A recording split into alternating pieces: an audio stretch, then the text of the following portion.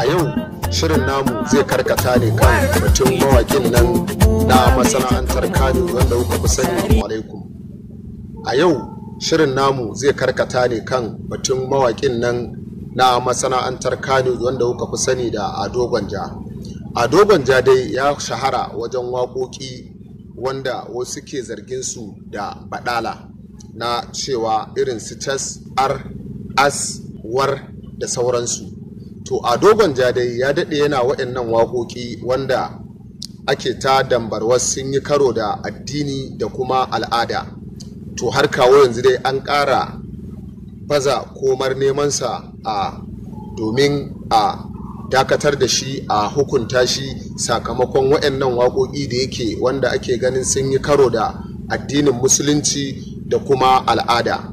To har kawo da yanzu ana ta jin ra'ayoyi daga bakin mutane daban-daban wanda wasu suna ganin cewa su waƙoƙinsa nishaɗi ne a gare su da kuma jin daɗi, musamman waƙoƙin sun ƙara tunzura mata a shafukan sadarwa inda kowace mace sai ta yanko waƙar sai ta hau kamar haka.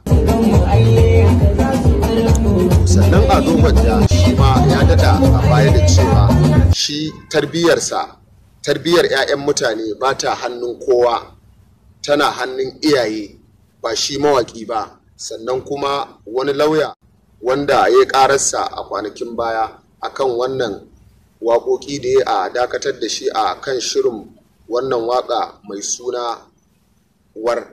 To har kawo yanzu dai Ado Gwanja an ƙara baza komar nemansa a cewa ya kawo kansa ko kuma a hukunta shi. To idan kuna son waɗannan labarurruka da ma sauransu sai ku danna subscribing da kuma danna alamar ƙararrawa a tashar mu mai suna H Hausa TV. Ni ne Usman Mai Jere wanda zan rika kawo muku wannan shirye-shirye wanda suka shafi rayuwa, ilimantarwa da kuma tunatarwa a tashar mu mai suna H Hausa TV.